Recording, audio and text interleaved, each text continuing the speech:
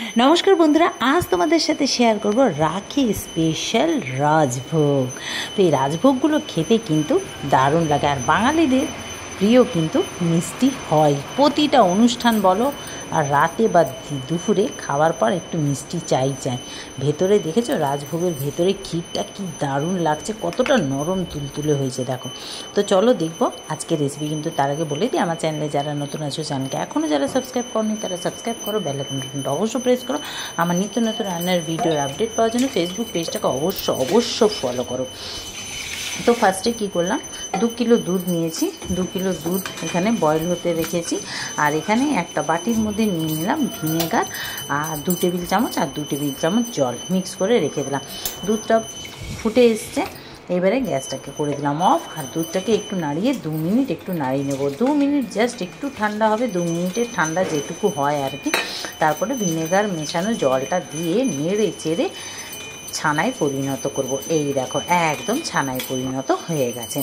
এইবারে এটাকে আমি ছেঁকে নেব। ছেঁকে এবারে একটা স্ট্রেনারে ডাইরেক্ট, কোনো কাপড়ে না, ডাইরেক্ট ছেঁকে নিলাম। ডাইরেক্ট ছেঁকে আবার এর উপরে ঠান্ডা জল দিয়ে দেবো। একটু ঠান্ডা জল দিয়ে এটাকে ভালো করে ধুয়ে নেব। ধুয়ে আর এটাকে এইরকমই রেখে দেবো 10 থেকে 15 মিনিট। 10 থেকে 15 মিনিট এরকম রেখে দিলে যেটুকু জল ঝরে বেরিয়ে যাবে। একদম ঝরঝরে হয়ে গেছে দেখো। তো একদম ঝরঝরে হয়ে গেছে। এটাকে এবারে আমি একটা থালার মধ্যে নিয়ে নিচ্ছি। থালার মধ্যে নিয়ে এইবারে এটাকে ভালো করে মিক্স করব। তো এখানে আমি নিয়েছি দেখো খোয়া ক্ষীর, আর একটু ছানা বের করে রেখেছি, আর গুঁড়ো চিনি আর কেশর। আর এই খোয়া ক্ষীরটাও কিন্তু আমি বাড়িতেই বানিয়েছি। এর রেসিপিও আমি খুব তাড়াতাড়ি আপলোড করে দেবো চ্যানেলে। খোয়া ক্ষীরটাও আমি বাড়িতেই বানিয়েছি। তো এই দেখো ভালো করে হাতের তালুর সাহায্যে এটাকে ভালো করে একদম চিকন করে মেখে নেব। একদম মাখা হয়ে গেছে। আর এখানে নিয়ে নিয়েছি একটু বেকিং পাউডার, আর হচ্ছে 1 টেবিল চামচ ময়দা, আর হচ্ছে রাজভোগ, যেহেতু কেসারিয়া রাজভোগ, তো এটা একটুখানি জাস্ট একটু ইয়েলো কালার দিয়ে দিয়েছি। দিয়ে ভালো করে মিক্স করে রেখে নিলাম। এইবারে এর থেকে একটু অংশ নিয়ে বেশ বড় বড় সাইজের বলগুলো করে নেব। আর আমার এর মধ্যে 10টা হয়েছে। এটা ছোট করলে আরও হয়তো 12টা 15টা হতো, কিন্তু রাজভোগ তো একটু বড় বড় না হলে হয় না। তো ওখানে দেখো বেশ ভালো করে 10 ভাগে ভাগ করে রেখে নিলাম। আর এখানে দেখো এটাও মেখে নিলাম ক্ষীরটা, ভেতরে যে স্টাফিংটা হবে। তো এখানে আমি দিয়ে দেবো চিনির শিরা রেডি করব। চিনির শিরার জন্য এখানে দিয়ে দিয়েছি আমি 2 কাপ চিনি আর 4 কাপ জল দিয়ে এটাকে বসিয়ে দিলাম।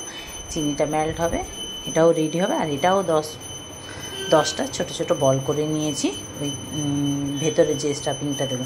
তো ভালো করে একটু রাউন্ড শেপ করে নিলাম। বেশি ভালো করে করিনি এখন, কারণ যেহেতু মাঝখানে এই ক্ষীরটা দিতে হবে। দিয়ে এবারে মুখটা ভালো করে বন্ধ করে এইবারে ভালো করে একটু হাতে বেশ লাড্ডুর মতো পাকিয়ে নিচ্ছি।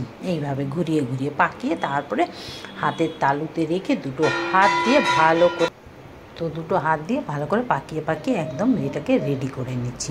তো আরেকটাও দেখিয়ে দিচ্ছি। এই দেখো ভালো করে এটাকে রেডি করে এইভাবে গোল গোল পাকিয়ে আমি এটাকে একদম রেডি করে রেখে নেব। তো যাক, এখনই দেখতে এত সুন্দর লাগছে, বানানোর পর কী হবে, মানে এত সুন্দর দেখতে লাগছে যে মনে হচ্ছে এখনই খেয়ে নিই। তো যাই হোক, আর কেশারও দিয়েছি। আর প্রতিটা স্টাফিংয়ের ভেতরে একটা করে কেশার রয়েছে। তো যাই হোক, এই দেখো এইবারে চিনিটাও মেল্ট হয়ে জলটাও বয়েল হয়ে গেছে খুব সুন্দর। এবারে দিয়ে দিলাম এখানে এলাচ গুঁড়ো। তোমরা চাইলে এলাচ ফাটিয়েও দিতে পারো, গোটা এলাচ। তো এবারে এই বলগুলোকে আমি আস্তে আস্তে একটা করে দিয়ে দিচ্ছি। খুব ভয় পাচ্ছিলাম যে যদি খুলে যায় জলে দেওয়ার পর, এরকম ভয় পাচ্ছিলাম জানো তো। তো যাই হোক, খোলেনি, খুব ভালো হয়েছে। আর কত বড় বড় হয়ে ফুলে গেছে একটু পরেই তোমরা দেখতে পাবে। আর এই ছিদ্রটাকে একটা লবঙ্গ দিয়ে আটকে দিলাম। আর 20 মিনিট এইভাবে হাই ফ্লেমে আমি এটাকে বয়েল করে নেব। 20 মিনিট।